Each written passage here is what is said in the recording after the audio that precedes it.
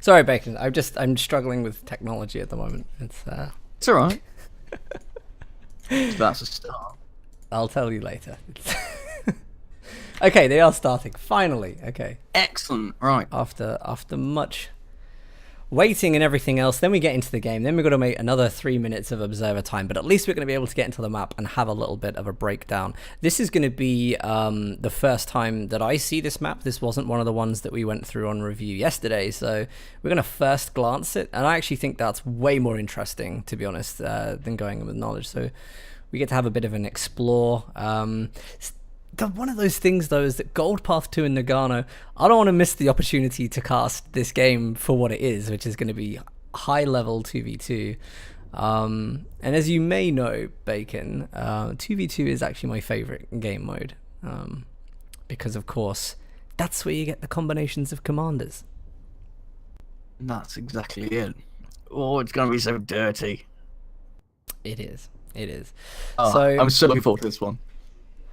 any second now, this game. There it is. There it is. Finally. All right. Oh, man. Observer party. Bacon. Let's do this. Let's get this on the way.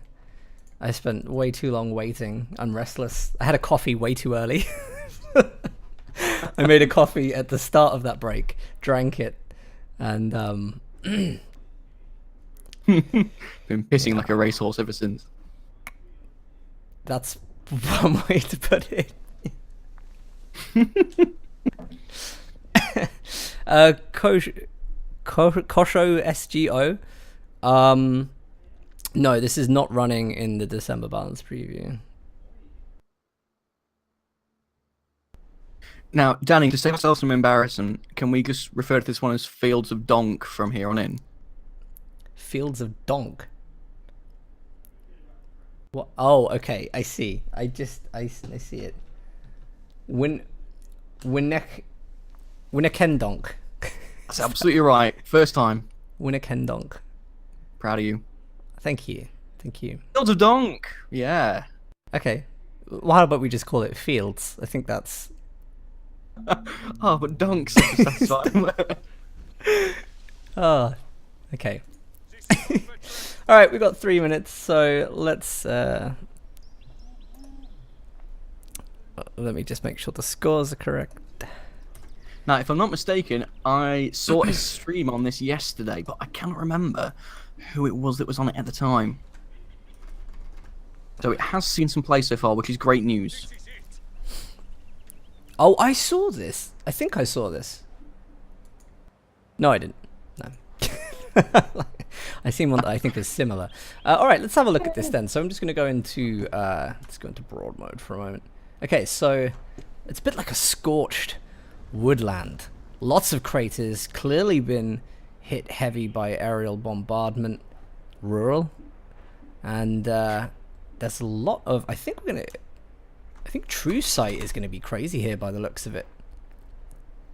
Lots of hedgerows in particular. It looks like there's, well, it gives the illusion of there being groves, which normally you can't destroy, but in reality, outside the base areas, most of it's just hedges. So this map will open up real wide once we're getting towards the late game, and I imagine with these teams, we will. It's an interesting one. As well, we've got the same brutal cut-offs. Nowhere near as bad as I was just about to say the cut-offs, Bacon. Yeah. You got to me just before. They're quite easily protected. I mean, that cut-off is very close to base, so I don't really see that as being such a viable cut-off. But the one that denies fuel, it's kind of interesting actually, because with strategic cut-off so close, you can actually viably go right. And actually this map looks very good for that, because I think some maps where you do have fuel munitions and then you have the reverse on the other side of the map sometimes dictates the way that factions fight or play the map, or they group up on one side. Whereas like this looks like actually you could viably go either way. We'll have a look how that works. But yeah, what I anticipate, depending on what commanders we get used here, the only real buildings are off to the very far outskirts, so they're quite close to munitions, fuel, and border VPs, but we aren't likely to be seeing anything like partisan play dropping out and capping these cutoffs because the buildings are too far away from them. So decapping the actual resources themselves might be the most likely outcome here. I mean, you have got some buildings that sit by strat points. You've actually got, and I actually like this. There is some kind of building symmetry for that, so it's kind of even for those play styles. So I wouldn't say it's impossible, but it is a very big map for that kind of thing. Yeah, in fact, if I'm not mistaken, this is one of the biggest maps we've seen yet. It might just be because it's open. It looks vast. It does look vast. When you scroll across it, it's like, what, 6 times the size of Leglaise. It's yeah,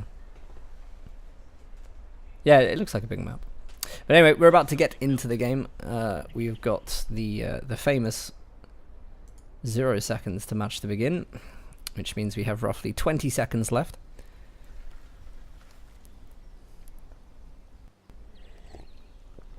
I'm actually really hyped for this series. Seriously hyped. Yeah, me too. And it has begun. Welcome everybody to the grand finals of the 2v2 Cup for the new maps tournament. And we have on the south side of Winnekendonk, fields of Winnekendonk, it is going to be Thanatos as the Soviets, Theodosis as USF, that is White Hydra.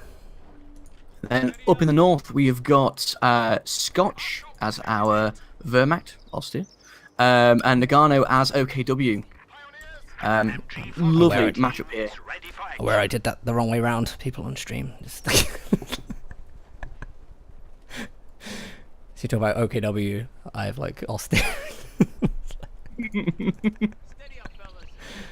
Wonderful. Wonderful. Anyway, let's have a look at the early strats these players are going to start putting down on this game. So, pretty standard opening builds. We do have tier 1 into penal battalions for Thanatos. And he's not going to go for anything like a second engineer. He's going to go penal battalions into scout car. So, one of the things about tier 1 for Soviets is that it becomes very, very strong. The start game is very, very slow though. And it's always one of the things we used to see like Von Ivan doing in his 1v1s is get that second squad of engineers to help the capping go. In a 2v2 it's a little bit different because of course Theodosis is going to be able to cover him. He's going to go for the WC51 strat again, which was so fantastic when we saw it played the last time. So let's see how he rolls it in this game. If you haven't noticed already, that WC51 has gone straight through mud. For those of you who might be worried about this map straight away, this is not deep mud. It's very shallow mud, which does leave a texture, but does nothing else. So we're going to have a very messy looking battlefield by the end, but it doesn't affect performance. It's great. Just all, using that building there. Does it have sight over the hedgerow? Yes, it does. WC51 is a little bit static here. He has got the angle to go wide around the back of the shell, but then of course they're going to rush it with Scout Car and WC51. It's that same play again, Stone Pioneers running for it because they know they aren't going to win this fight. No, and I really like this. I really like the fact that they're committing right from the start, going deep behind the lines, and they're actually probably going to land on the 2 strat points to deny in the early game, which is nice. But of course, Allies didn't manage to get those heavy resources, so double fuel has been in the hands of Axis at the start. They don't do something about it soon. It looks like they're starting to cap the first one, but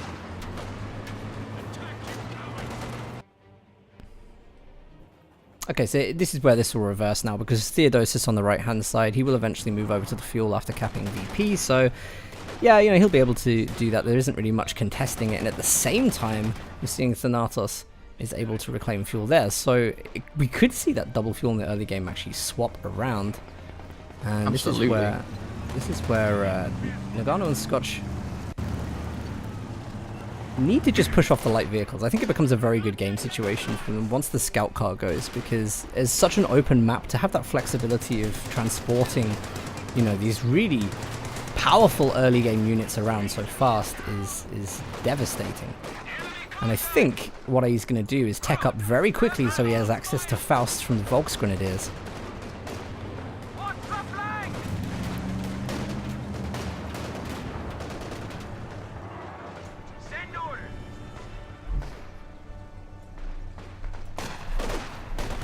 Looks like the WC-51 is kind of static at the moment. It's looking to move towards the centre, but it knows that there's an MG-42 already planted down there. It's not going to survive very long against that, and it looks like it's just sitting there taking it.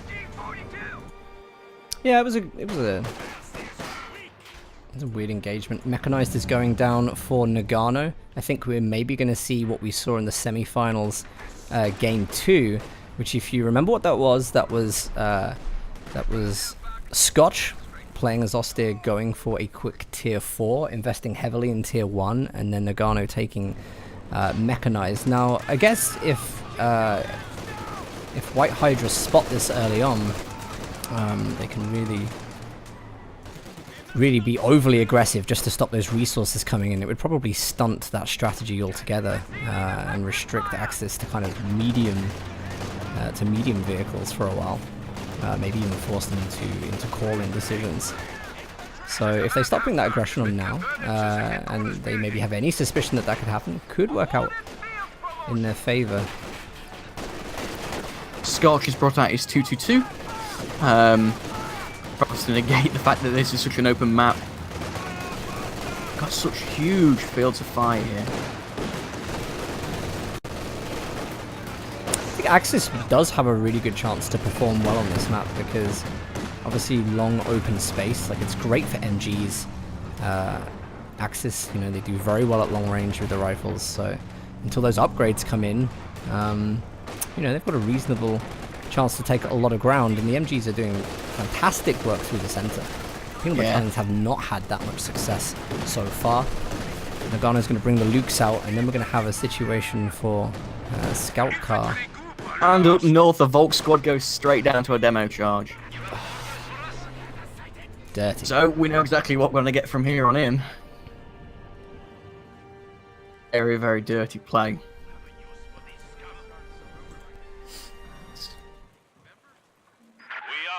Still, as far as map control is concerned, it's not bad. See that cutoff come into place now. I think the Stern Pioneers might be looking to go down for it.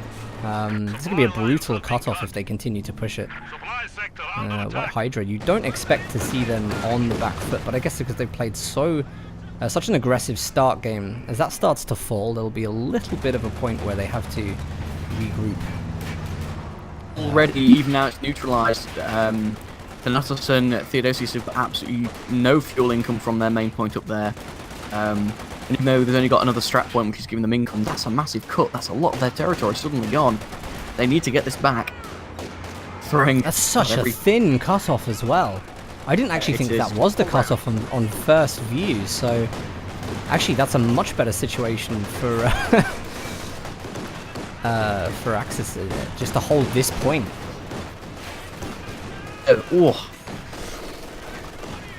See, this is really tough as well, because where are they fighting out of? They're fighting out of a very narrow choke point, where the MG has really got line of sight across a lot of openings. Got a ditch just before the negative cover, which gives them yellow cover, but that's not going to be enough to stop suppression. Thanatos has brought out his heavy mortar squad, which he's going to be careful about getting out of there as soon as possible, but that's going to really help them later on if the Axis team start getting more in place to be in the middle. WC-51 comes up against the Lukes. Oh.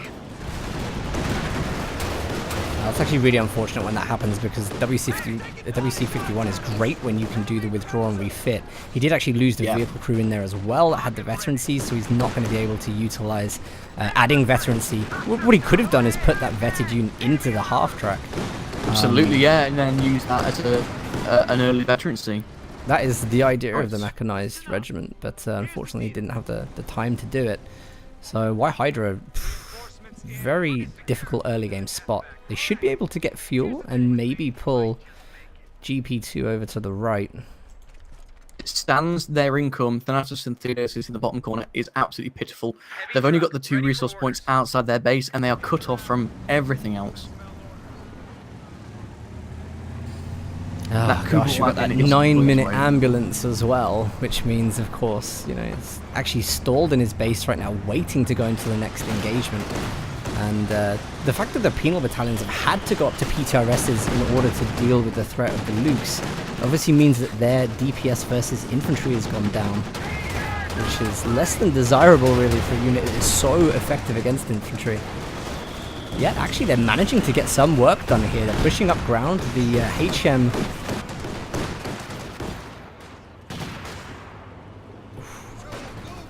Yeah, the HM120 was just really putting pressure on the Volksgrenadiers, and they managed to force the Lukes away with this penal block. Theodosius has gone bars on most of his rifleman squad, so he knows he's going to be getting them involved as often as possible. Back towards light armor anytime soon.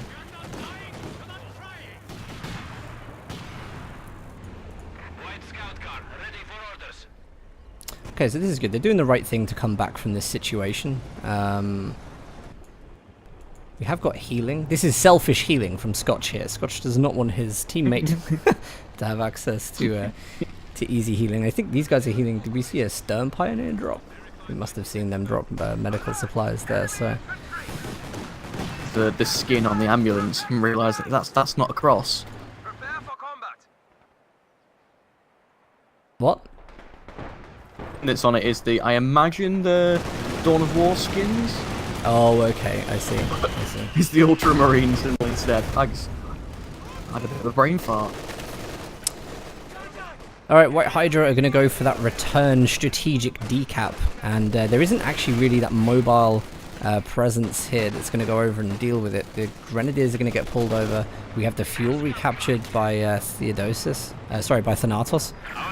And now you see Golpar 2 moving over to the right hand side, so it's a little bit of a time period where White Hydra can start to get themselves back on their feet. They're at least denying resources to their opponent, but again, counter strategic decap. And this is brutal. Like, this whole game seems to be focused around these 2 points. Yeah, absolutely. Which are just devastating. I mean, just earlier, Scotch and Nagano's controlled the very centre of the EP was absolutely excellent. With an MG and a pack covering that middle, there's nothing that's going to be able to get through. And even the riflemen that circumvented around, they immediately retreated once they realised that they couldn't outflank them. I do really like the work from the AA half-track because they're using it as a suppression platform. On that road, as soon as they cross over, they just drop. Exactly, yeah. But even just to balance that out at long range, you're able to suppress before anything can really hit you, and it's just very good. It's a very good support unit for riflemen. And especially on an open map like this, anything that you come across in terms of Axis units are just going to get suppressed quickly. It's going to allow you to push. If he does have time to tech up for things like grenades, then you'd be able to pop a lot of smoke and just get behind those MGs. Yep, absolutely that. So Nagano's dropped his mechanized quarters back far enough so that he can get the benefits. His Luke's is currently repairing before it goes back in. No doubt they'll be using that later, just outside their base, covering cut-off as well. Oh, dangerous situation with the A half-track. Takes one shot from the AT gun. Scout car will be able to finish it before a half-track can get away or set up. But it's going to be risky for the scout car due to an AT grenade going to come off by the rifleman. And I think they have enough DPS in those bars to finish it off. He's not closing with the other squad though, just behind he's got another bar squad that's sitting around doing nothing.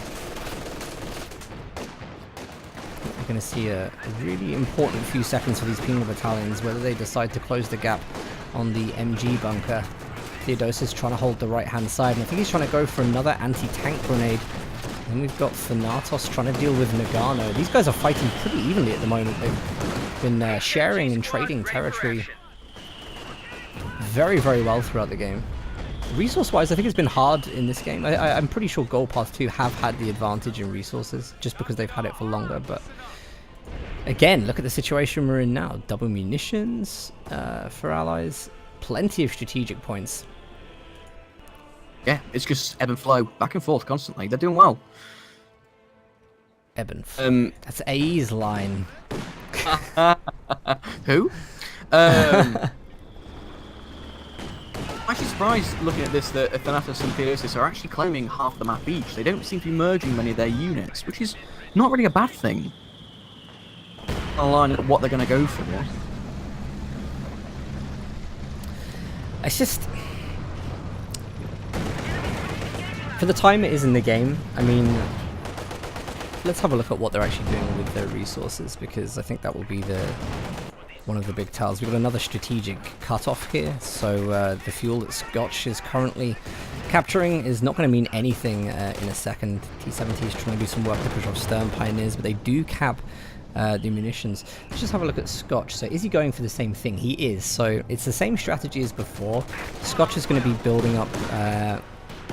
he hasn't actually got the tier 4 building yet, so he has to build that first, then save up 175 fuel, but he's already banking the manpower for it. So I kind of feel like, you know, maybe things aren't going to plan as we would normally like things to go. That being said, he's got a huge army on the field. He's going for another MG, which is going to help him to lock down all of that vast area. Yeah, absolutely. God, that arc. You can tell that Scotch and Nagano have got their plans already set well ahead because of the floating resources they've got, but the map is not in their control right now. No. They might have the army, but they just don't have that control. There's absolutely no units in the west side of the map at all. All this combat is happening in the east. Tough. Well, they've got that at least. Penal Battalion is going to force that MG to retreat. And the PTRSs have actually worked out to be a very, very good decision, because as soon as they get into any of those cover spots, they're actually able to deal enough damage to push the Lukes back and have it off the field for a while. So the decision the Lukes is having to pull back now. Yeah. Oh, we do have a demo charge on the strategic decap for White Hydra. So any units that are going to try and push for that advantage again, and this is, should I say this is unfair? It's kind of click to stop the strategic decap for allies, and a huge struggle for Axis to take back that point if anything happens. So that's a bit of an advantage point for White Hydra right now. That being said, I don't think Nagano has the manpower to push that right now. No, absolutely not. Just taking a look back at some of the other units we've not seen for a while, that heavy mortar hasn't scored many kills, but you can still tell its presence is being known. Center is still making a mess, but just not. I wouldn't be fooled by you know, Nagano here, because coming up onto 10 CPs, I think he was expecting to have a little bit more fuel, and I'm pretty sure that he's trying to bank for the Command Panther and spend as little as he can unless he needs to, because if you roll too much with OKW and you start reinforcing it, you can, you know, you can maybe not save up in time for the Command Panther, and given Scotch is bringing out the Brumba, the Panther has to come on the field. It's going to be a very, very good combination when these two units do hit.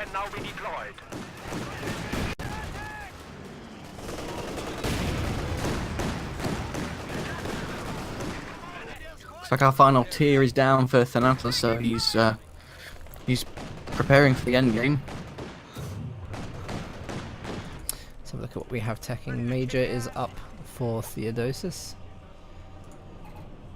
Oh, we do have a T-34-85 from the Guard Motor Doctrine. I haven't seen that for quite a long time, actually. There's so much Lend-Lease nowadays, you know what I mean? There's so much Lend-Lease, and you don't see that much in the way of guards, but they're still really, really good. It's still a really good commander. Yeah. Your coordination, marked vehicle, not coordination target, is, you know, it's still really, really effective when you're coming up and dealing with tanks on the pushes, so I still rate it. It's probably one of the best commanders that Soviets have. I agree with you. It adds a nice diversity. Lets you push heavier armor. It's nice tanks. Is he going to plant a demo? Oh, I thought he was going to plant a demo on a possible retreat path. That would have been filthy. Instead, he's going to go and try and take the MG34 off on a flank, but Nagano's not having any of it. It doesn't even flinch as that comes in. Rear echelons upgraded with bazookas, trying to get on the scout car, but the Brumba makes its first entry onto the field, nearly wiping the squad. I don't think the MG is going to get out of there. This is a kind of it's just a standard T-34. Oh, okay. I thought he went for the 85 variant. Then just went for the cheaper alternative. So I thought I saw it too. Maybe he cancelled it. It's entirely possible, but he's going to wish he hadn't, because of course Command Panther just enters the field, and that T-34 is not going to be able to do heaps of damage that it needs to quickly, especially with an AT gun in support. But Scotch trying to make that push on the right. He's just defending the fuel right now, and the Command Panther very, very comfortably chasing down the T-70. We have main gun destroyed on the T-34, but Nagano doesn't chase because of the threat of the T-70 goes down nonetheless. That's completely gone. Command Panther still at full health, but retreats to safety anyway. Yeah, he was worried about the sticky satchel from the penal battalions, so a pretty sensible choice. Yeah. So this is one of those things, because you see now with the resource save, I mean, Nagano still has a lot to spend if he wants to, but this combination, getting this on the field as early as you can and using it well, is going to be really, really tough for allies to counter. And you just see them tearing through. We're going to expect to see Nagano capping the left-hand side of the map, but just look at them push. They've got that mobile powerhouse now. Boom. I mean, besides the Command Panther, just with the Lukes and the together, they've got all the anti-infantry power that they really need.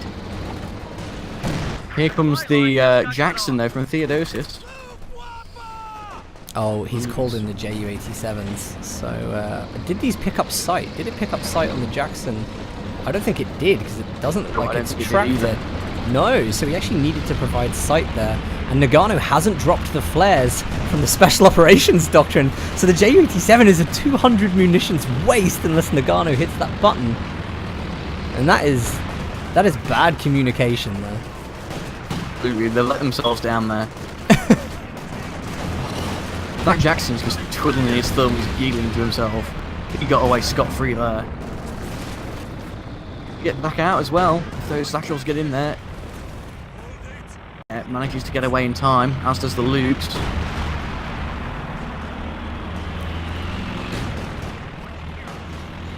Yeah, that is a waste of the Ju-87s, because it's like they can't even push for vision really reliably. The fact that you have access to 60 munitions for a flare that can't be counted. Yeah, exactly that. It's brutal when you combine these together, and it just seems like it was a missed opportunity. Yeah. Well, the Jackson still went down, so it's fine. He went into sight, which is stupid of him, but that's his problem. They could have made a lot more of the Ju-87 in combination, but hey, at least it worked. Oh no, it didn't go down. Actually, chat is right. It didn't go down. It's being repaired. I thought it got under sight as well, but it didn't. It's just a shame he doesn't have any other vehicles on the field. This would be a perfect opportunity to put a more veteran vehicle crew into that Jackson, but as well as planned. Yeah, they need to keep this seriously protected. It's going to be like the one thing that's really holding off the Panther for a while. And they're going to need to pick a direction, because if you look at allies at the moment, they're kind of split left and right, and the center is nothing there. So if Axis roll and decide to cut off any kind of retreats, it's devastating. Yeah. They've got to really watch themselves. I mean, considering VPs at the moment are just about equal, they're not doing too bad, but they've got to keep an eye on that. Our supply line's cut. Germans are making a push. It's a missed opportunity. The T-34 tries to back over some stern pioneers, and the Panther realises. Now those Vet 3 pedals are doing exactly what they should be doing. They're scaring away that Panther. It's amazing how one start game. Oh no! And there's a Filthy bloody demo mess. charge. I know AE's not here, but you know, get clicked. That's. I mean, yeah, that's been there for a while. So, and every squad loss right now is brutal. And Nagano really, you know, he's still stacking 830 manpower, not rebuilding these units. I'm a little bit confused as to why, because maybe he's just trying to micro what he has very efficiently, but it is a bit wasteful. It's that normal to see. I mean, I was just watching that Jackson. Jackson went straight into a stealth Raketten. Could have seen that coming. Okay, tier 4 is now there on the decap, so a little bit more protection. The Manpan's backing up to get repaired along with the Brumbear, so vehicles are off the field for a moment. Allies are going to push it now, but they don't seem to have enough units to remake. They're dead. I just want to say, by the way, Vet 5 Lukes, good, really good game with the Lukes, to be honest. That has been all over the place. Yeah, and he's actually judged a lot of the distances very well.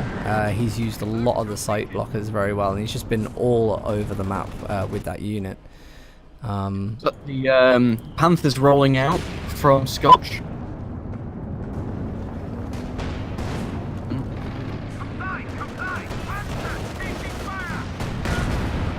And they really need to make sure that those penal battalions. Which one are we going to see the J87s firing on here? It's trying to chase down that T-34. Will it get the shots? Yes, it will! Beautiful! And that was just excellent chasing. The Panther command tank pulling that one through. That was brilliant. Even if it managed to get away with it, it would not survive that. There are a lot of planes on the field right now, and it's a really awkward situation. In fact, we don't see flares popped again for Nagano, so they're not going to get the very far reach of the Ju-87. All it's kind of doing right now is preventing that Jackson from coming up to deal with the Panthers. But a really nice Axis mech push. I think actually that shot from the Jackson there would have attracted. Maybe a final round? No, the J87s are fine. No, they've gone.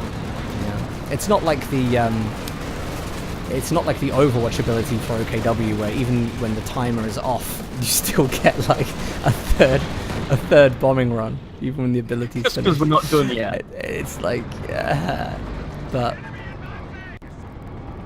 yeah, normally when you see them fly off like that, you think, okay, they've tracked something, but very fortunately, Yeah, that but ability, it's time for tea. They're done. yeah. Strange move. The Panther command tank's gone right up to the very northwest, helping with this VP capture. There's nothing there. E-34-85 is on the field. Get Soviet armor to go and join that Jackson. What was that blend for?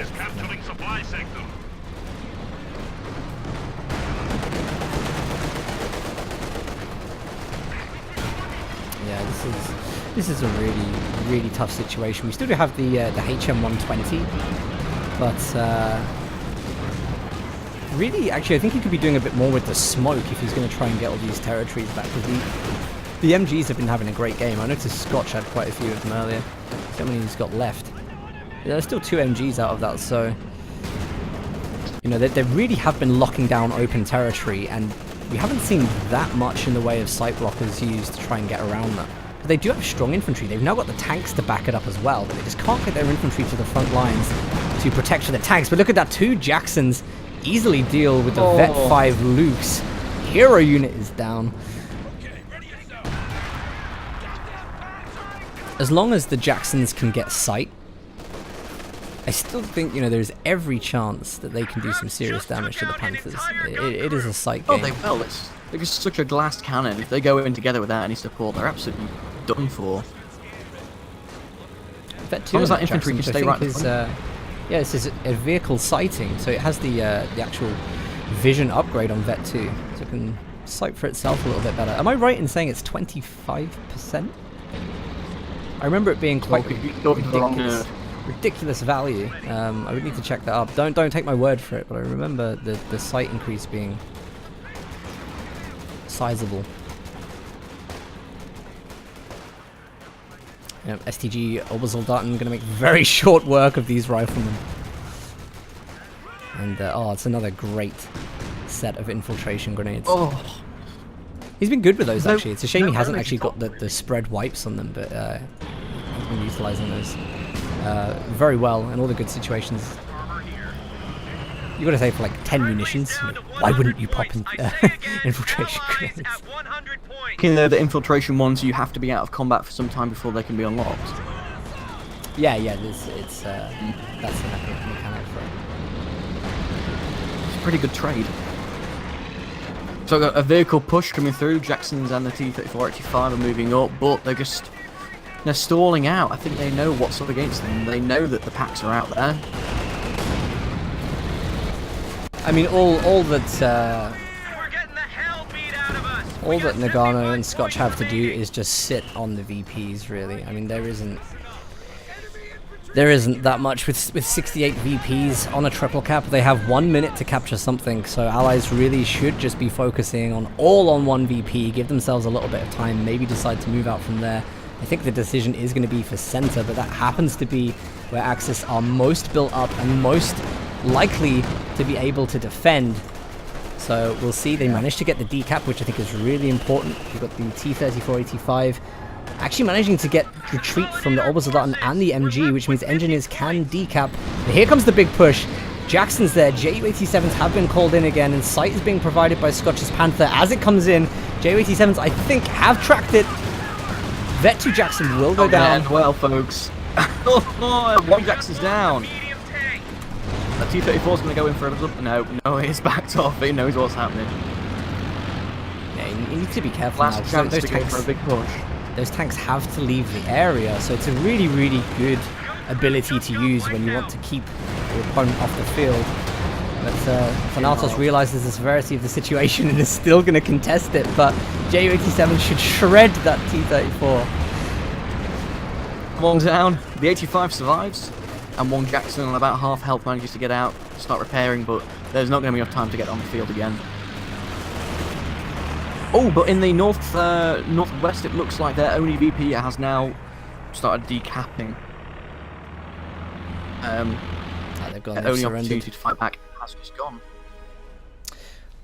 Interesting map, actually. I guess now that the game is over, because we get a little bit caught up in casting that, but really we want to check out the maps. And we noticed there are some huge strategic cutoff plays to be done. Country lane, no negative cover down that splits off the fuel and munitions on your left flank from each base. That's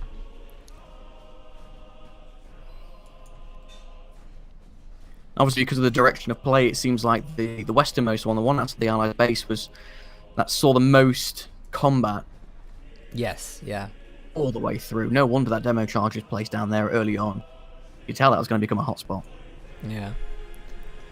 Well, the demo charges, I mean, you should expect one's going to be placed there after you've already lost one squad at the top. So, yeah, it was unfortunate. But, I mean, Nagano, a lot of people were saying, Nagano not spending his resources in that game. But for what he does, he plays what he has very, very well.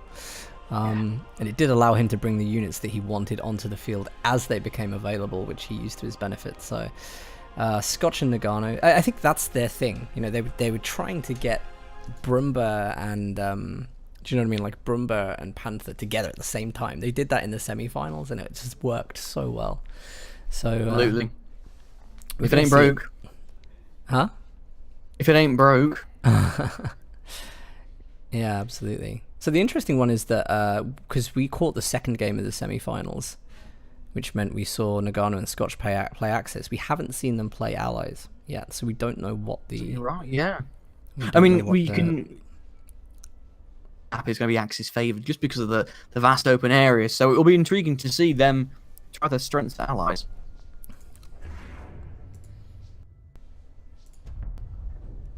Yeah, I remember previously, I believe they were actually stronger with Allies.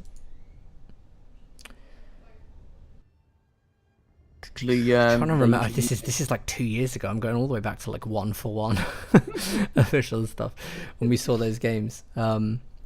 I mean, obviously, like meta and stuff changes, but I just remember some really, really crazy strategies coming out from these guys. But these are back when the Calliope had come out. Do you remember how powerful the Calliope was at the start? Yeah. Why is it that every mobile artillery platform that comes out in this game is just ridiculous to begin with? I know, yeah. Do you want the answer to that? No. Why? Deep in my soul, I know why. I won't give you the answer to that. You guys know the answer to that. Okay.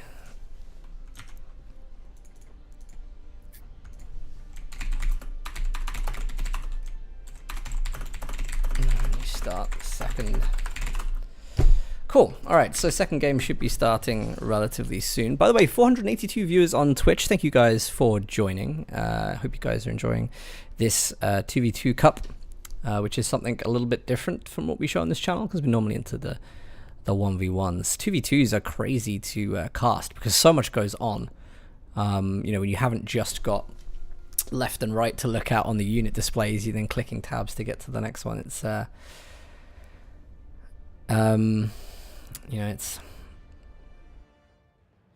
especially it's more with difficult. two high-end teams like this. Yeah, it's you can't really track the teching progression as easily as you can. So look at this. Hey Fata, Fata, I'll Steam message you, by the way.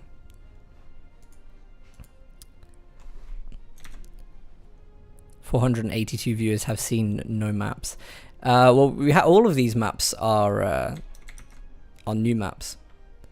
So we've seen Normandy, we've seen God, I can't remember the name of that last one. Bacon, help me out. Fields of Donk. Yeah. Winnekendonk? Winnekendonk, wasn't it? That was it. Fields of Winnekendonk. That I think any feedback for that map should be please change the name. Then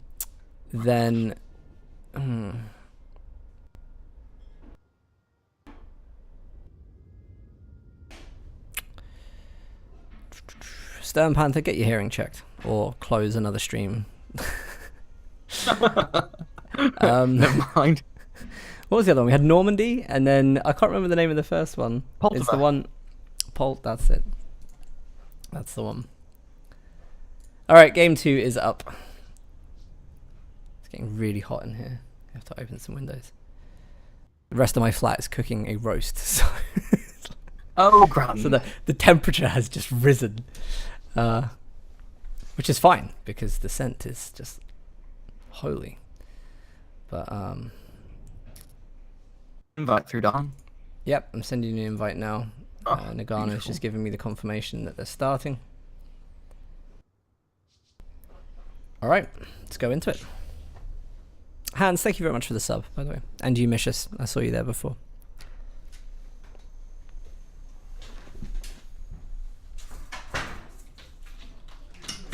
Danny, can you bear with me a moment? I absolutely can, and I can because your loading speed is so terrible. Give the hamster a treat. Yeah, no worries.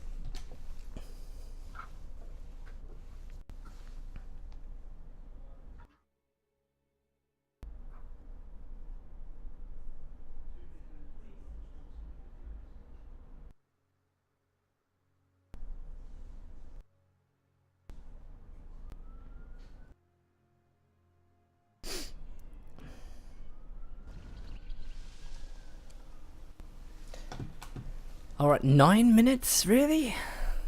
Come on. Who sets 9 minutes? Come on, guys. 9 minutes.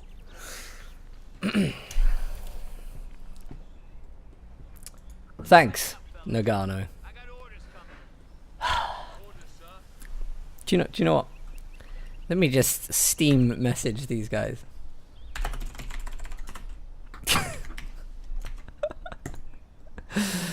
Hardy styled.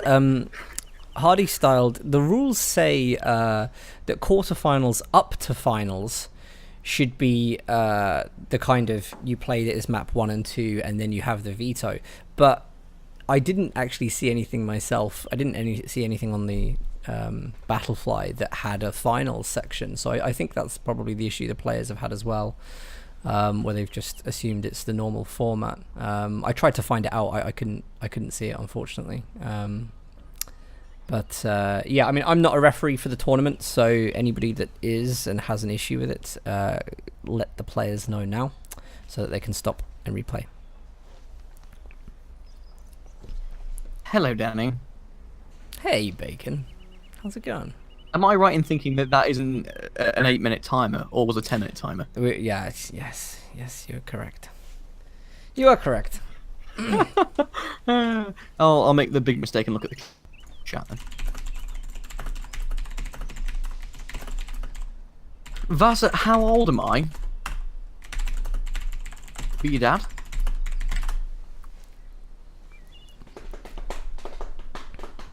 Are you 12? Keep trying, folks. Keep trying. Okay, I've just asked them to restart the map, so we'll see what happens. I'm also not waiting 9 minutes, guys. 9 minutes. Trolls. Free AE. Free. Huntermus, the answer to your question is right there. Monolithic Bacon is, if you guys don't know who Monolithic Bacon is, he's one of the map makers, and if you know the map Schilberg Outskirts that's in 2v2, we created that together, mainly Bacon, because he does all of the aesthetics and, well, everything, and you know, we did some discussion on like strategies and placement of things, and it was actually really interesting, Bacon. But yeah, Bacon's one of the community. Do it more. We should really. Yeah, Bacon's one of the community map makers, and so we're obviously running commentary for maps a little bit because we have a fairly reasonable understanding of some of the map mechanics here. Say fairly reasonable. Yours is very reasonable, Bacon. We get by. Okay, yeah, we'll leave this because they've quit to restart, which is fine. So yeah, a bit of a confusion there. I think, to be honest, I mean, I read the Battlefly and I couldn't really make out what the rules were quickly, so they probably had the same issue. So they're gonna do it by the rules. They're gonna restart game 2 with a new map, which means we get plenty of interest in the finals, and that's not gonna be too far off. Dorojan, this is a best of 3 finals, stated on Battlefly. Scotch, yeah, 3 minutes delay would be fantastic. Thank you. Also, get out of Twitch chat. No wonder they're putting a 9-minute delay on if you're sat in Twitch. Jesus. Get out of here.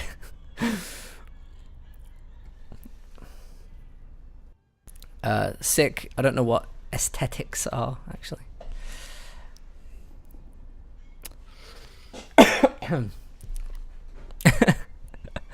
See you, Scotch. Is it too late to submit 2v2 map for the next patch? I'd imagine so, Mana. Yeah, I would imagine so.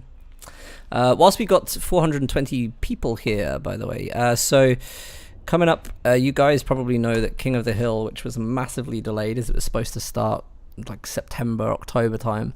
Obviously we couldn't get the crowdfunding style that we want, which was skins. That's going to change to faceplates. So King of the Hill, which is going to be funded by contributor faceplates, to support kind of community play. It's going to be a regular weekend tournament, which, as you know, by King of the Hill, winner stays on, money each round, and we're going to run it in a slightly different form to last time. Currently that is planned for, it will be, what is it, probably like 26th of November currently. So keep your eyes open for that. The faceplates obviously won't be out until the next update, I imagine, if they manage to get into the update. Otherwise, we'll arrange something else. But just let you guys know that is coming back in. Do you mind if I plug the competition as well, Danny? Absolutely, go for it. you. If an invite comes through, though, just give me a nudge.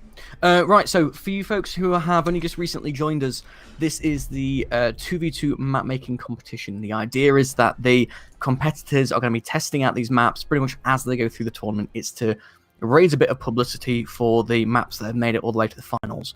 If you can, please give us your time. Go onto the Steam Workshop pages for these maps. They are under Relic content. Leave any comments of any bugs or anything you see, anything you like, anything you don't. Give feedback to the creators wherever you can. There's also a thread for every single one of the maps in the finals on Company of Heroes official forum.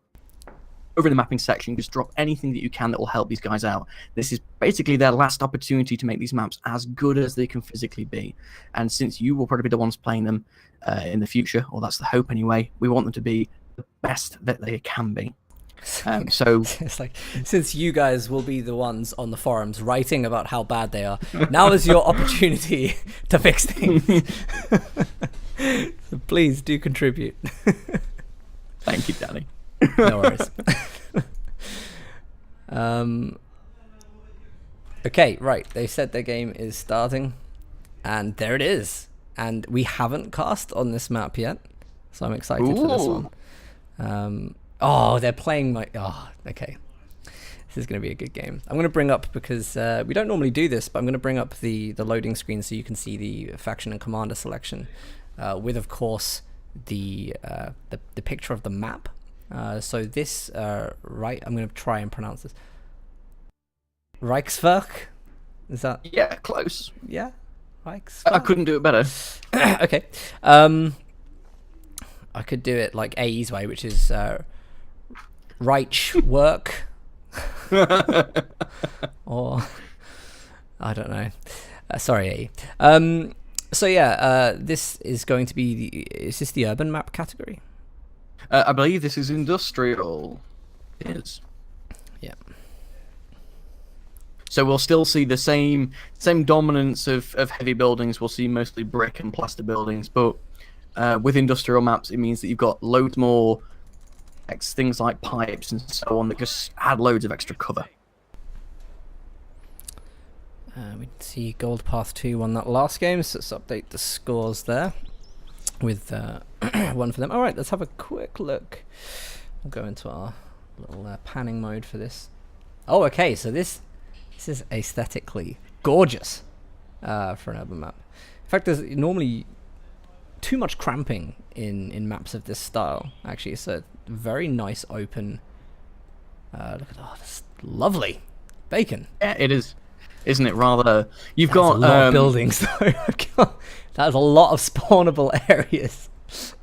You've got basically a what I'd usually call a yin and yang map, in that and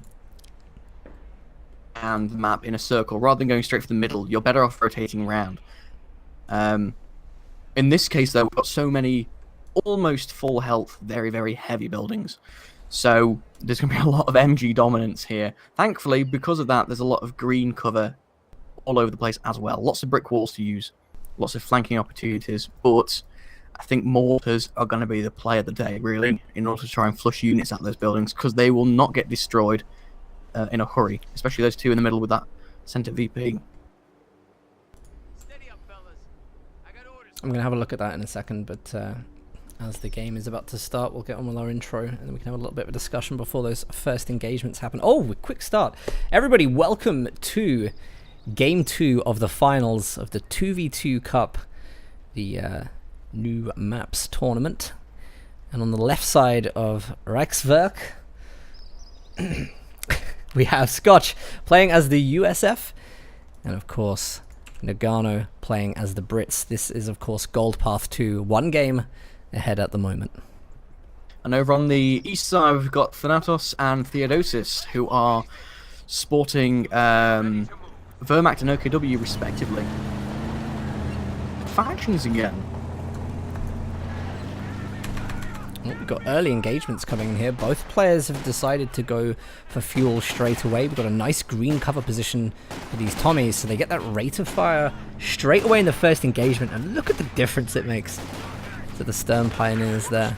Google's going to try and tip the engagement, and we have Pioneers to help out a little bit. One of the buildings in the center. That Kubel something tells me it's going to be absolutely remorseless in trying to push units out of cover early on, because that's what it's going to have to do Yeah, I think around actually all these points. yeah, OKW is famously strong for those Kubel pushes. Especially with the Stern Pioneers. If the Stern Pioneers are running up whilst the Kubel is just pushing units out of cover positions and moving the models, you know, they're not firing.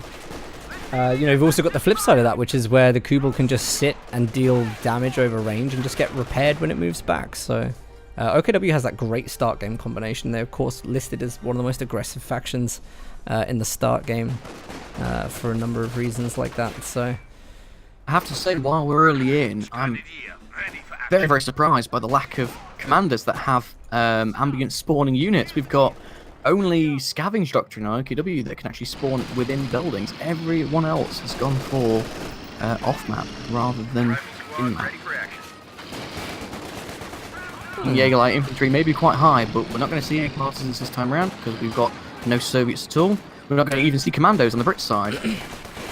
No, it's interesting. I guess on one side there's that, but on the other side we do have some doctrine with the Churchill Crocodile.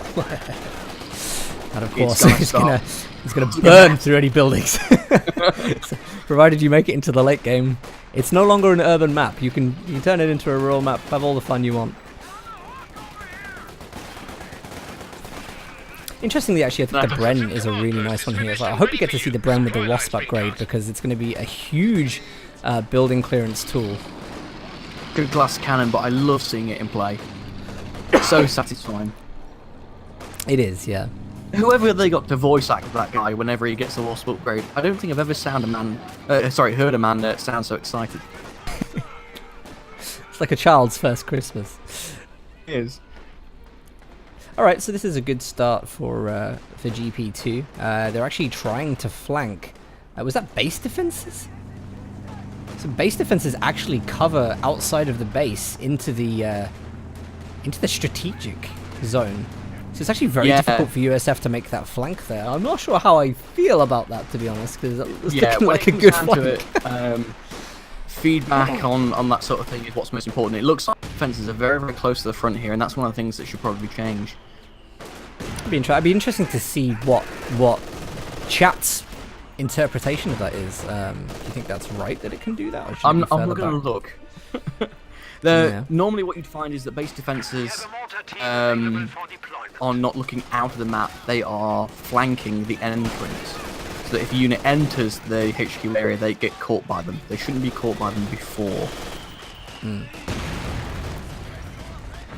Looks like rear echelons in the very centre factory building are starting to be burnt out. I think that's the first of many flamethrowers we're about to see. Oh, it is going to be the Wasp. The Wasp is upgrading. This is going to be so good. I mean, they're hanging back a little bit. They have got access to their fuel and their munitions, so resources are relatively even. But the Wasp is going to be one of those units that just starts to tip things. And on the right-hand side, especially effective. As soon as you get a Faust on that thing, if you're not covering it, it is absolutely done for. Even this MG42, if that's got the armor-piercing rounds on it, that Bren's in serious trouble. But no, it's retreating instead. As well, and sappers are chasing them out. Well, this is dangerous because Theodosius is already... oh no, it just popped! He just managed to get Battle Grouper, which means Faust instantly available, and he might be able to chase. Where is the support for the Bren? I don't think it really exists right now. Stern Pioneers are trying to take down the MG in the build, and the engineers can't quite... They do manage to deal with it. That was an excellent strategy that just kind of went wrong. He sent his sappers out the wrong side of the building to chase a unit, and they should have been watching that Bren. Yeah, it was unfortunate. I mean, it wasn't too much of a threat.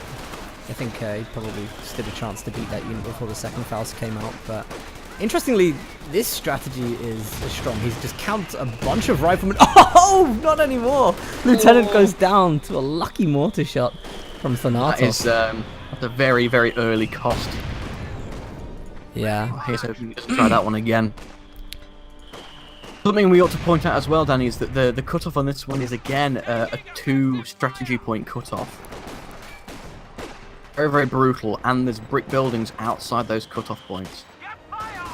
Yeah, it's an interesting one. I mean, two produces like a style of gameplay which is very forward frontal. I guess in a way though, it provides situations where you have to hold and cover, and indirect fire can be very good there. Traps can be very good there. You know, we saw demo charges in the last game operating with extreme efficiency.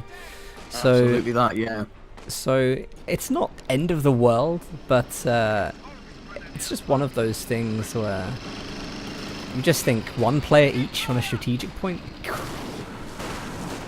So, oh, hello. That wasp is certainly getting its use, but the Raketten's coming up. If he doesn't see that, he's seen it. He's running. Seen a bit. Yeah, I mean, he's doing the wise thing. He's just using it on the back lines to clear whenever access gets into buildings. It's a really sensible way to use the unit, because it is so valuable, really, for the range it has on a flamethrower and ability. It's such a cost, though. Oh, this is risky, though. No, no, mate, no. Oh!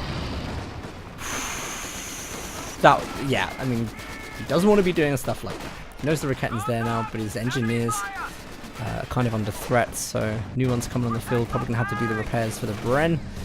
And look at this, we're seeing suppression from the base MG in the strategic decal. I think that might be a slight problem. Yeah, that's a bit of a breaker, because that Kugelwagen could easily have gone down towards those riflemen. I don't think it realised the riflemen were there, and as soon as they jumped on him, if they hadn't been suppressed, they could have finished that thing off. AEC's come out onto the field though. That's early light armor.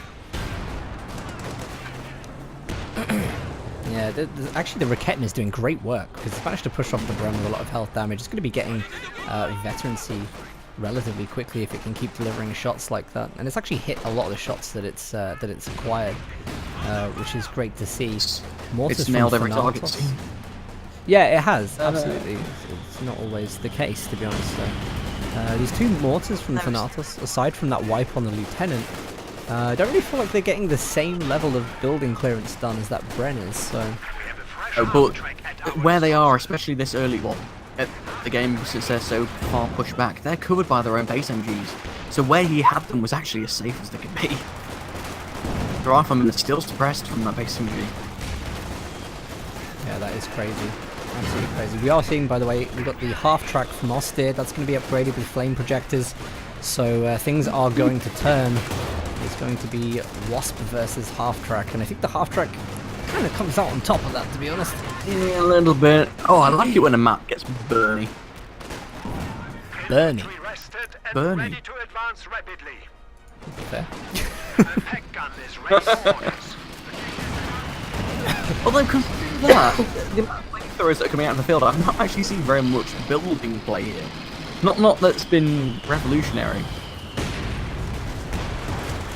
No, I think actually the buildings here, even though there are so many of them, they look incredibly significant. They haven't given, they haven't given loads. That's a really big loss, by the way. The flame half. It really is.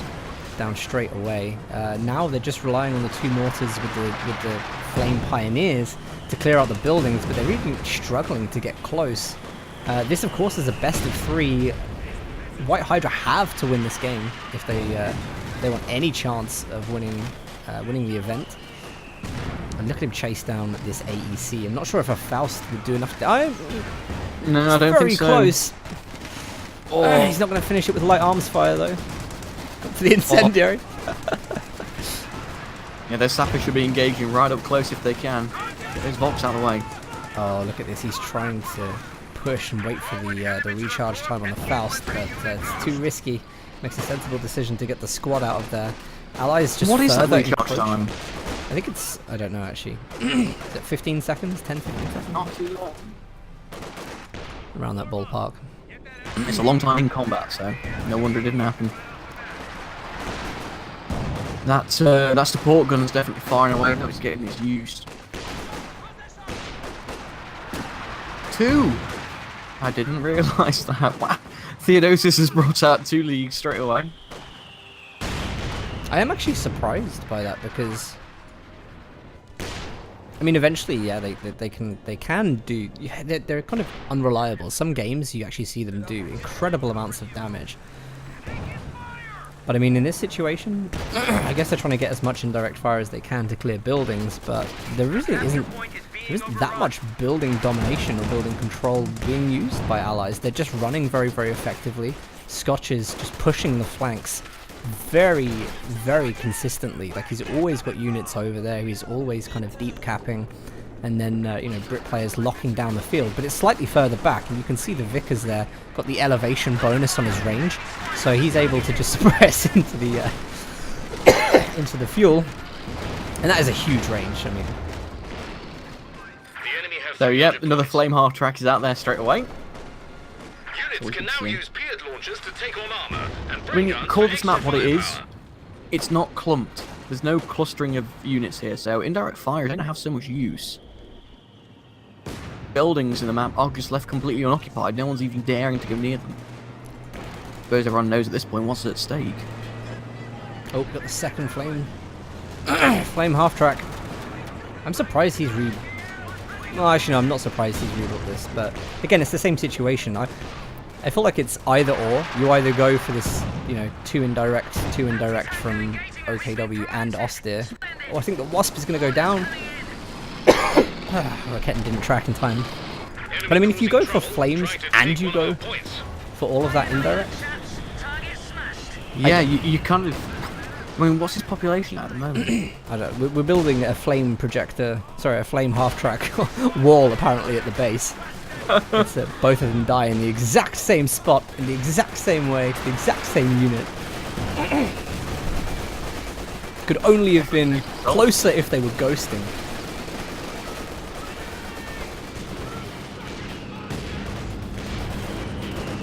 Yeah, I mean, the indirect fire seems to be okay. No capture point. They're trying to take it. Flame half-track just hasn't worked. It's not being used the way it should be here. It should be against buildings, and there's just nobody occupying them. Which I am very, very surprised about. AT gun looked like it hit the Scott there, but didn't actually. We have an off-match strike. I think this is coming from the Major right now. He's now retreated. Looks like Axis starting to get some map control. They've got tier 4 down protecting the fuel, and it's relatively close to the strategic decap as well, so they do have a little bit of security on that side now. Because we don't have commander picks though from Goal Path 2 yet, I mean, when they see that opportunity there, they could get something like the Calliope, and that tier 4 is in a very bad position. We don't have a commander pick, but when you put tier 4 on the field, I mean, it's like, I don't want to say normally, but you would see players wait, because if that tier 4 goes down, you need special operations for the call-in Panther. yeah, so you know, so it's almost like when you build tier 4 out on the field, you have to delay your commander choice just in case your opponent goes for a Calliope. So we'll see what the choice is there, but normally they have. Yeah, we'll see how that works. Southern VP is definitely being held by Axis extremely well. Thanatos and Theodosis have got all their indirect fire looking straight at it, so even if it gets decapped, they are taking it back straight away. None of the allied units can catch it in time. So it looks like they're going to equalise their VPs soon if they can get the centre back as well. Oh, Scotch has just caught out all of these support weapons with no support because of retreats by MG Stern Pioneers and the Flamer Pioneers. Even the Volks Grenadiers are going. These ISGs really need to stay alive.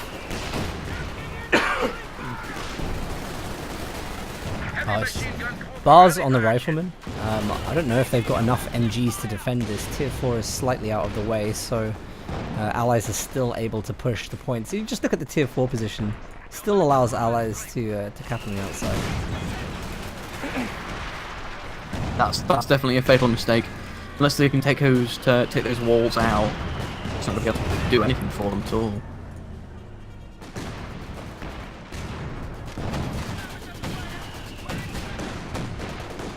That map control that they previously had in the last couple of minutes is now gone. They're starting to recap everything. Lugano and Scotch have really got a handle over this map at the moment. I'm fully superbly well. expecting that we see Calliope as a pick for for Scotch, and the reason is if you can get Axis to group up, if you can get two factions to play from one side together, they are going to bunch up, and the Calliope will be able to just shred that. Added to the value they're going to get off of the tier 4 from distance, could be incredible. So I was kind of expecting he would go for Calliope here, and that we wouldn't be too far off seeing it when we get to like 8 CP time. But Nagano, once again, every game we see these guys stacking up manpower when they don't really have units on the field. No, it's such a strange habit, but they're really pulling it off. Yeah, both of them have got a float of at least 800 manpower. I mean, that's... that's Just all the check out, reinforcements the they're armies. for. They're not huge by any means.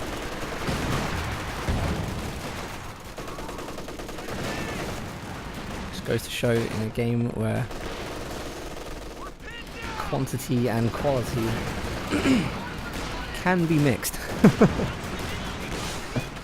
I mean, Scotch and Nagano at the moment have got the lowest population. Oh well, that's just swapped over with Thanatos just losing a squad, but got the highest resource and the lowest pop. Highest map control point. This is a good spot for Axis. Nagano's gone with the Royal Engineers, so AVRE is a good choice, actually, if he wants to go for that. In fact, the AVRE is capable of just dealing with these support weapons so effectively because it can just roll up and just wipe it. You have a choice as a support weapon. You either get away or you take one shot and still lose the engagement. So it's a really good unit to bring out. I can't believe this Wasp is still alive as well. Vet 3 now. It has done so much damage, even though it's only 6 kills. Like the amount of damage it has done to health, the amount of building clearance work it's done on the right side is just phenomenal. Ketten's just whiffing everything, every single shot. And has really showed his true colours. A capture point is under attack. So this is a great. Nagano is going to be using a designated command vehicle, which of course means we get free con. If you guys don't know what free con is, this unit can now bring on a 2-minute plane for no resources. Oh, hey.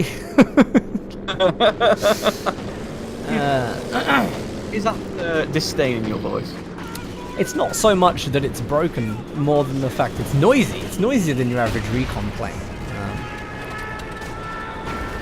There it is. We're also making use of the anti-building incendiaries, which means... oh, look how quickly that goes down. Great reaction speed from Theodosis. But I mean, this ability is good at taking down buildings, so a good choice from Brits, really, to bring that out, because any stronghold that Axis get into is very counterable. Oh! Scott, with the accuracy. Wasp may finally go down unless this rocket misses. It does miss. Infantry on the field. We're going to start seeing more and more of our favourites. Okay, so he's chosen to go for the Comet. May as well, because he's still 2 CP off of the AVRE. The GP2 have had a really good hold on this game the whole way through. It's nice actually that Axis are still managing to get those VPs back, but with 45 VPs I don't think they're going to be able to hold it. It has been really dominant from allies the whole way through. Yeah, that map control has been cleared from the first minute. They've really done superbly well. Both teams have, but I think we know the way this is going to go. Well, never say never, because 2 VPs there at the moment. There just isn't anything for Axis to really back it up. You see what the Volks Grenadiers coming over. Wasp is back in again, fully healed. It seems like turning up the hello. I mean, I don't want to say it would be the most fun job to have in World War II, but one of the better seats to have. Ready for deployment. Oh, there it is. I think that's the Calliope. Where is it? There it is, right on those mortars, right at the back. I think we were expecting that Calliope. Yeah, absolutely. We You are not you guessed that disappointed. one right from the start. Ready for action. And even now, Like- these Jagdpanzer 4's the coming up. lowest squads. Jagdpanzer 4 is it? isn't actually the worst Excellent. choice in the world, to be honest. Oh, should be able to deal with that comment well enough. Oh, this is so brutal. He's got to stay in that VP. Absolutely got to stay in that VP. He's got to deal with the comet. He's got so many flames to get through. Not quite able to secure it. Kubel, even with engine damage, is going to try and take the left VP. I think Scotch and that has recount- spotted that. Brain Carrier survives again. The enemy is overrunning one of our capture points. Oh, Jagdpanzer 4 chasing down the Comet. Gets a lot of damage on from the front. Good penetration. I think another shot may actually take that down. Not sure if it's going to be enough for him to actually reclaim the VP situation, but at the very least... Oh, deflect from the front. Comet lands a shot as well. This is going to get tight. No, he has the last shot. It would take some really bad RNG to screw this up. And fortunately, I didn't just jinx it. I'm thinking to myself, what are you doing? Shut up. You know how this goes. Tactical point being captured. Right, now it's down to the Brain Carrier to chase after that.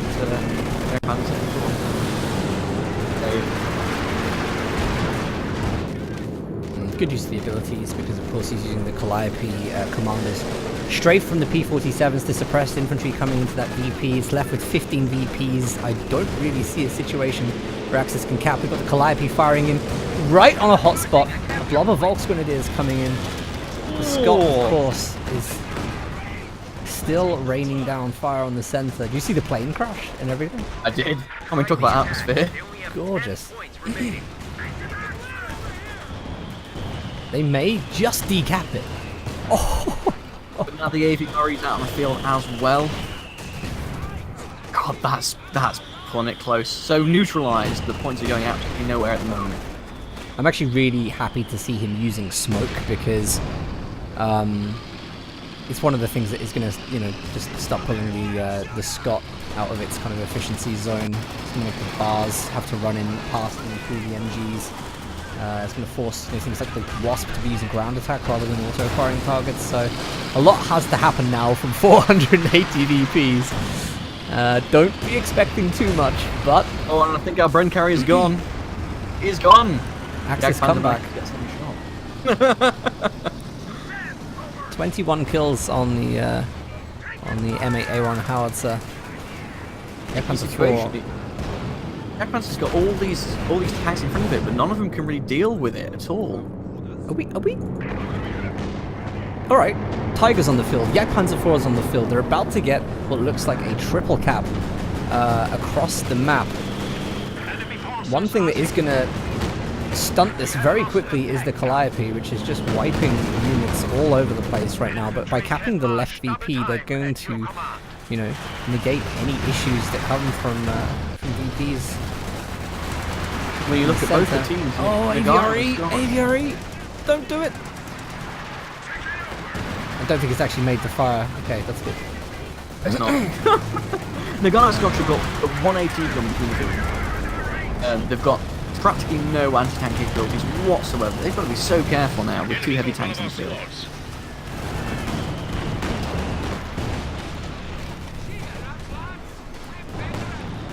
Calliope just hitting that same spot over and over and over. Tiger looks relatively unmatched here. It looks like everything is trying to retreat to get away from it, so... And might be a is about really to go good down. push opportunity. He should deal with that AT gun. That does go down.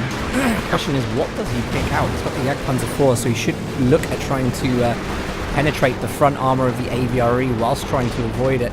The riflemen, they mistime that AT nade there. And even if they kept it in their view for a little bit longer, there's not much they can currently do about it. One good thing, Axis late game is very, very strong. Doesn't he pull back from this? Jackson's out of the field. Have some mobile AT at last, but is the glass cannon enough to defeat Tiger and the Aviary misses its shot on the Tiger as well, so there's absolutely no impact whatsoever. Oh gosh, the shot from that Jackson even just blew the Tiger off its axis for a second. Here comes the Calliope shot. Probably going to be firing on those back lines again. Yes, it's going for the Vox Grenadiers, Vet 5, and I think it's actually moved back into the barrage. Does a huge amount of damage. Relying on the Panzer Fusiliers to come up through the center now to hold that VP.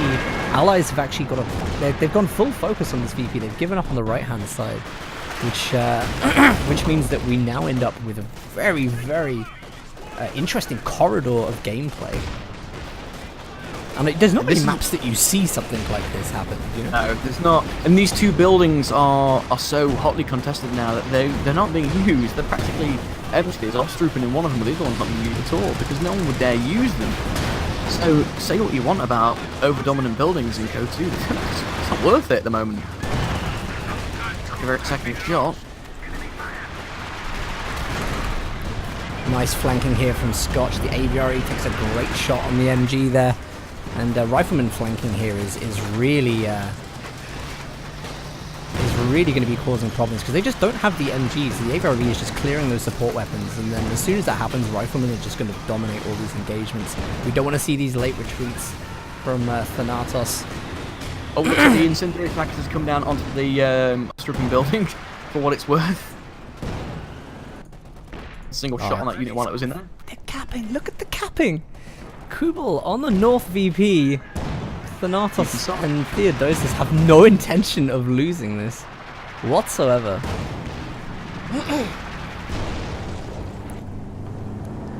After all. Crazy, crazy. Well, let's have a look at the resources whilst we have a tiny little bit of downtime. So what really can Axis be going for right now? Theodosius playing as OKW. It looks like he might be saving up for the Jagdtiger, which would be a very, very impressive unit to have in the center. Needs to get something in that center VP urgently. That Tiger is taking some considerable damage. Tiger retreating through the Calliope barrage, even though it's only doing minimal damage, it's doing damage nonetheless, and it doesn't have the health to spare.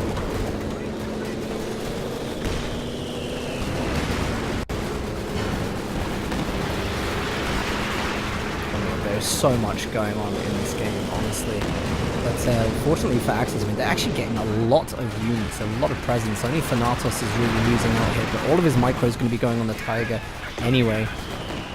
One of the bad things, of course, is that munitions are very, very low. And we're not going to be able to see stuff like the Ju-87 come into effect. Tiger is incredibly low health, and I'm not sure why it's venturing into this engagement.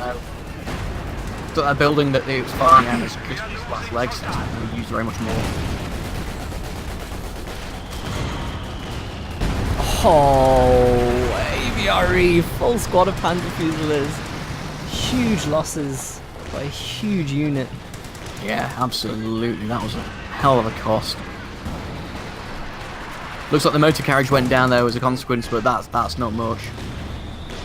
Again, capping on the North VP. They're clinging on.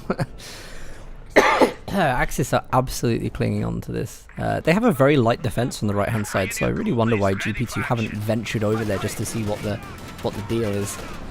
Lieutenant with their running shoes on have just gone for the Kuba wagon to try and stop it. Yeah, they become an excellent capping unit, don't they, when they reach Vet 3. Yeah, the South VP is just completely untouched at the moment. What is happening?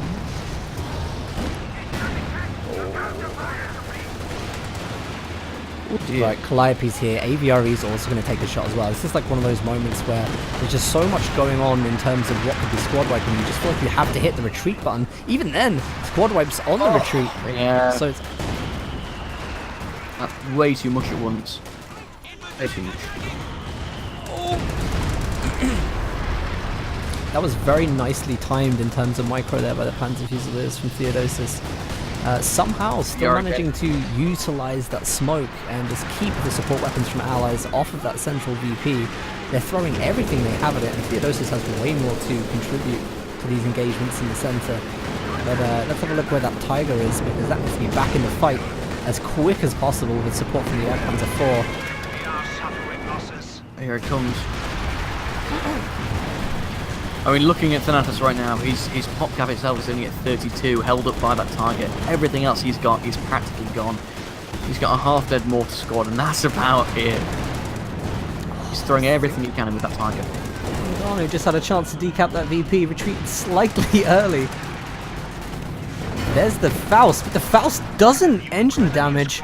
I think because it's, what is it, 75% health it has to drop by before the Faust will work. That'll do it.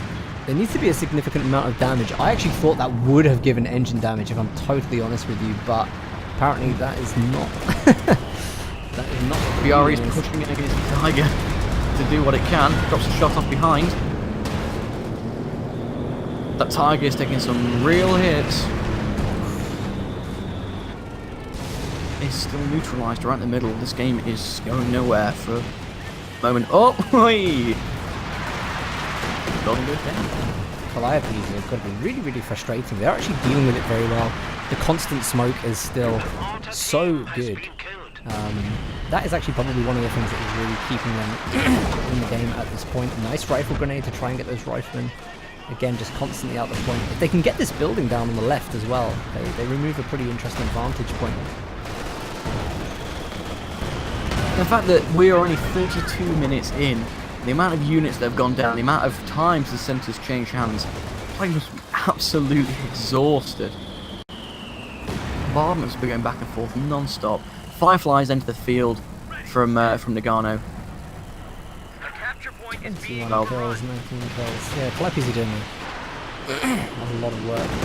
And they don't even, this is the thing actually, when you get to this map and this stage, you don't really need vision to guess. I mean, I guess they are using the recon from Nagano's designated commander, but you just know where to fire, don't you? There is a narrow valley. It's, oh, Tiger needs to be careful here. Stun goes in from... Oh no, it's going to take an anti-tank nade, engine damage. Do we see the pursue from the Jefferson? Oh.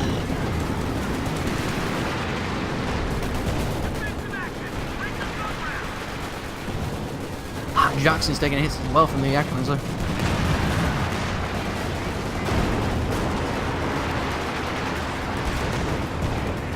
Tiger is just not equipped to deal with this. Could see more 18 nades coming in. Brits are taking over the support weapons. They do not want them recrewed because the smoke has been really effective at keeping them off of the front. But whilst all this is going on, North VP is capped again. Tiger may be safe. It's managed to back up into the aura of its base MG. So unless it's AVU, can drop a shot over any other way. Honestly, I can't see this going on much longer. Thanatos has no army. He's only got the Tiger and is being forced to double up Pioneers to go quick repairs. That's all he's got. I don't really see how it can keep going on because it... Oh, you know, I was about to whisper into the mic, never say never. This is Yeah, this could have been great. I mean, the thing is, Goldpath 2 had the VPs to play with, so they've been able to respec, they've been able to just have time to get what they need to deal with the situation.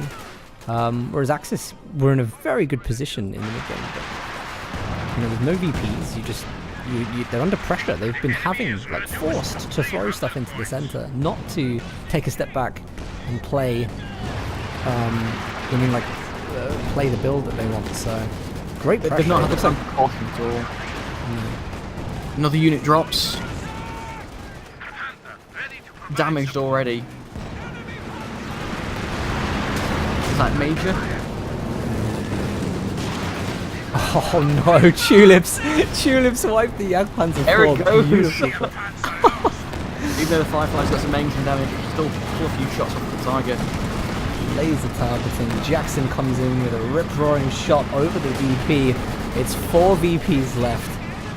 It looks like it's going to be 2-0 for Goldpath 2 in what might be the 4th or the 5th finals that they've come up against each other. Who's keeping tab? Cheeky Panther tries to drive around the back of the Firefly, but it's too late. That's it. GG. Well played. And also, you know, good game because Axis did very well to come back from what was a horrendous looking start situation. They made a very good hold on extremely AVPs. impressed. Yeah. So The thoughts teams on have the done map? stupidly well. Overall, I'm actually very, very surprised. I thought the amount of dominant buildings on it. Wait. Drink your beer first. I feel bad. It's gone. It's gone. You literally went to sip it and then I was like, oh, I feel terrible. The amount of dominant buildings on this map made me suspect straight away we've got Kotu syndrome, where because it's going to be overly dominant. You're going to stick an MG in there, and that's it. The map's been held, but it's not been the case. The amount of flamethrowers on everything rolling out has just negated them completely. They weren't overly abused or utilized at this high-end game. We've seen just a complete avoidance of dominating buildings, and we've seen proper play. I've been very, very impressed by this one. And actually, I think commander choices as well, appropriate for the map. Just to kind of highlight that commander choices can play per map. Do you know what I mean? Meta can not have to be played everywhere. That was actually very strong. Like, you saw the amount of damage that the off-map incendiary did when the MG was in the building for Thanatos. Thanatos? Theodosis. So they played that very well, and of course the AVRE is a great unit for dealing with support weapons. It's so heavily armored, like it's so hard to catch. It's actually a crazy unit to use. But a good game, a really good hold, and well played to both teams. Well played, White Hydra. That's the only 2 games that they've lost in the entire tournament, so you have to commend them for that. But GP2 didn't lose a single game in the entire event, which is always impressive. But you don't really get that much surprise, do you, by Nagano and Scotch?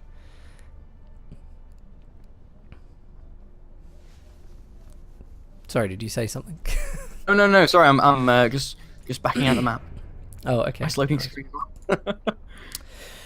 So there we go. That was the finals of the event. So, guys, if you wanted to have a look at some of the other maps, Duke Jason was streaming yesterday, and I think something happened that Ashman was streaming to that channel as well. So there will be VODs if you wanted to watch any of the other games.